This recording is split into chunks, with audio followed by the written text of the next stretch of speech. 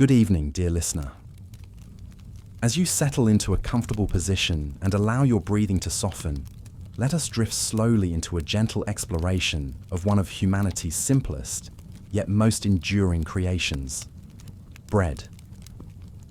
This will be a calm journey, without urgency, without excitement, unfolding at the pace of quiet understanding. Let your thoughts loosen, let your eyes grow heavier, and allow the soft rhythm of this story to guide you toward a peaceful rest. Chapter 1. The First Wild Grains. Long before civilizations rose, before cities, before writing, before even the idea of farming existed, early humans walked across wide stretches of land covered in wild grasses. These grasses grew without order or intention, bending gently in the wind. Their seeds were small, fragile, and easily scattered by a breeze or by passing animals.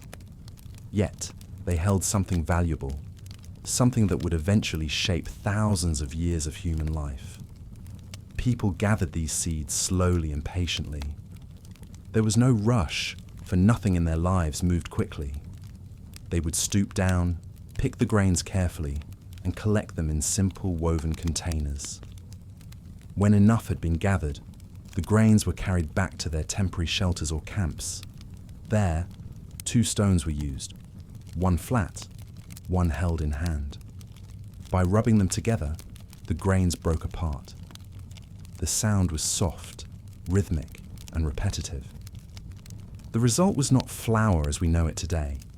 Instead, it was a coarse mixture, irregular, uneven, and textured. This mixture could be eaten as it was, but early humans began experimenting. Perhaps they added a little water. Perhaps they warmed the mixture near a fire.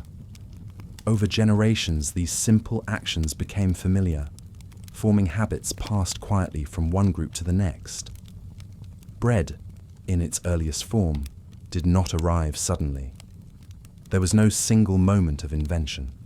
It emerged gently, almost unnoticed, taking shape across long stretches of time. As you imagine these early people, moving slowly through vast landscapes, you might notice your own breath mirroring that same steady rhythm, calm, even, unhurried, just like the very first steps toward bread itself. Chapter 2. Flatbreads before farming. Before farming became a defining part of human life, people relied entirely on what nature provided. Wild grains, roots, fruits, and small hunted animals made up their world. And yet, among all these foods, a simple idea formed. The mixing of ground grain with water created a paste. When placed near a fire or on a warmed stone, this paste slowly solidified.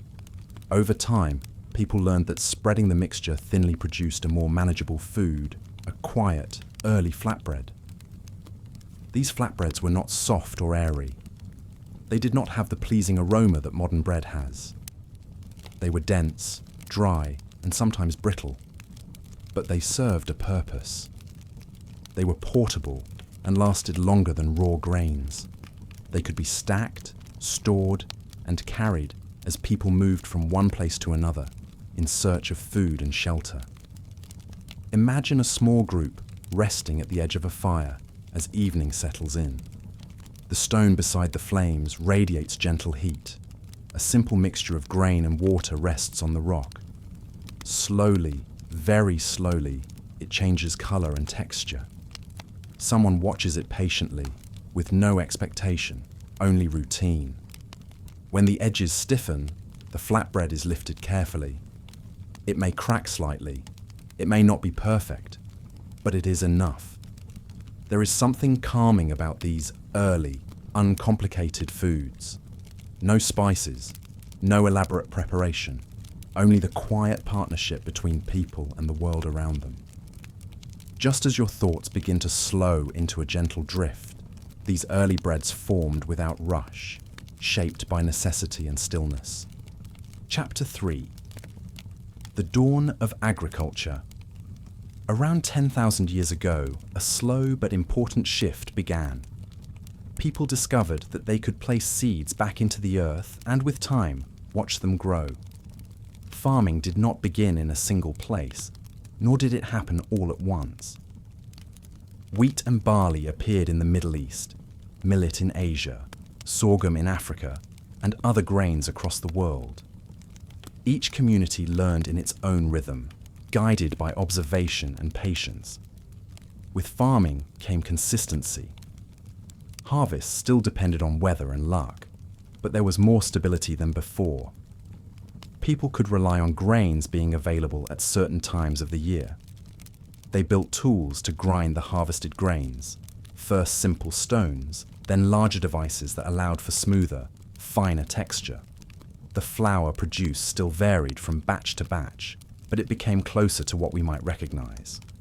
Bread began to settle into daily life, not as a specialty, not as a rare treat, but as a dependable presence, a quiet food that could be made with only 3 ingredients: grain, water, and time. With each generation, techniques improved subtly. Dough became easier to shape. Cooking methods became slightly more refined, but the pace of change remained slow, mirroring the steady cycles of planting and harvest. If you imagine a field of young wheat, gently moving in the breeze, each blade contributing to a larger whole, you may feel your mind drifting gently too. Agriculture brought structure, but not urgency. It brought predictability, but not haste. The foundations of bread grew, just as crops grew, steadily, patiently, and quietly. Chapter 4. The accidental discovery of leavening. At some unknown moment, a bowl of dough was left untouched for longer than expected. Perhaps someone needed to gather more firewood. Perhaps a conversation lasted longer than usual. Whatever the reason, the mixture of flour and water sat quietly, absorbing the natural yeasts drifting unseen through the air. Over time, small bubbles formed. The dough swelled, lifting slightly, as if breathing softly. When someone finally returned, they noticed the change, maybe with curiosity, maybe with indifference. But when the risen dough was placed near the fire or on a warm surface, the result was different. The texture became lighter, softer, and gently airy. No one wrote down this moment. No one celebrated it. It was a quiet accident, repeated enough times for people to recognize its value. Leavened bread spread slowly across regions. Egypt embraced the technique early, refining it patiently. But even there, it was not considered remarkable. It was simply part of the daily routine. Another small improvement added to a long chain of knowledge passed through generations. Leavening did not transform life overnight. Instead, it changed bread in a peaceful, subtle way. Much like your own mind, rising gently, expanding softly as you sink deeper into calm. Chapter 5. Bread in Ancient Egypt. By 3500 BCE, Egypt had woven bread deeply into its society. Grain fields lined the Nile, nourished by predictable floods that deposited rich soil. Bakers crafted many shapes of bread, round loaves, tall loaves, and even decorative offerings. Ovens made from clay stood in bakeries and homes, warmed daily by routine and necessity. Bread was more than food. Workers received it as part of their wages. Priests offered it to the gods. Families placed loaves in tombs for those entering the afterlife, ensuring they would not go hungry. The bread found in ancient graves is dark, hardened, and simple. It carries no flavor today, yet it tells a quiet story of ordinary life preserved for thousands of years. Daily baking was rhythmic. Grain was ground using hand-operated querns. Dough was mixed in large bowls. Loaves were shaped with steady hands and placed carefully into ovens. The scent filled spaces with warmth, though likely more earthy and dense than the breads we know. In imagining these scenes, you may feel the gentle routine settling into your thoughts. Repetition without urgency. Movement without haste. a calm cadence much like the steady flow of the Nile itself. Chapter 6: Greeks and Romans. The Greeks added classification to bread making. They experimented with ingredients, shapes, and textures. Bakeries appeared in cities, becoming familiar parts of daily life. Bread varied from region to region, influenced by grain types and local customs. Yet still, bread remained simple and steady. The Romans took these ideas further. Baking became a recognized profession. Large mills, powered by animals or by flowing water, ground grain efficiently. Public bakeries served neighborhoods, producing loaves morning after morning. Soldiers carried bread as part of their supplies.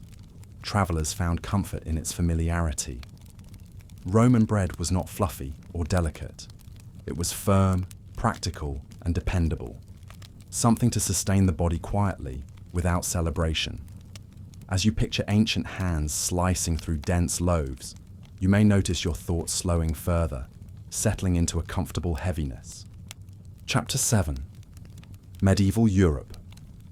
After Rome, bread remained a constant presence in Europe. Villagers shared communal ovens, since building and maintaining an oven was costly. People prepared dough at home, marking each loaf with a symbol to identify it, before placing it into the shared oven. Baking days were scheduled. Heat was conserved. Bread was a collective routine. Dark breads made from barley, rye, or oats were most common among ordinary families. White bread, softer and lighter, was reserved for the wealthy due to the extensive labor required to refine the flour. Bread reflected social class, but also the cycles of harvest. Good years brought abundance. Difficult years brought shortages, with loaves shrinking in size. Despite these challenges, bread remained steady. People kneaded dough with quiet patience. They waited for it to rise. They shared it around the table, simple yet meaningful. As you imagine these modest households, warmed by ovens and dim candlelight, you may feel a similar warmth settling quietly around your own thoughts. Chapter 8: The Slow March of Technology. Across the medieval and early modern eras, bread making evolved slowly. Windmills and watermills became more common, producing finer flour. Ovens improved, allowing bakers to regulate heat more effectively. Still, the changes came gradually, unnoticed by many. By the 18th and 19th centuries, professional bakeries supplied growing towns. Bakers rose before dawn. They mixed dough by hand, repeating motions passed down through generations. Ovens glowed with controlled heat. Loaves baked in steady batches, filling the morning air with a quiet sense of routine. Nothing about this progress was sudden. Each improvement was small, accumulating patiently over time. Bread remained what it had always been, a simple combination of grain, water, and heat. Familiar, constant, comforting. As you reflect on this slow progress, you may sense your own mind drifting, step by step, deeper into rest, mirroring the gentle pace of history itself. Chapter 9: The Industrial Age. The 20th century brought faster machines, yet bread remained calm in its essence. Automated mixers shaped dough consistently. Conveyor ovens baked loaves with uniformity. Commercial yeasts made rising predictable, no longer dependent on natural variations. Then came sliced bread. In 1928, a machine cut loaves into even slices. People appreciated the convenience, but it did not transform bread into something new. It simply made it easier to use. Bread continued its quiet role, supporting meals, filling lunchboxes, accompanying soups, appearing daily without attention. Industrial bread lacked the irregularities of handmade loaves. It was smooth, soft, and consistent. Yet, beneath the machinery, the ingredients remained the same: grain, water, time, heat. The same principles that guided early humans continued gently into the modern age. Chapter 10. Bread in the modern world.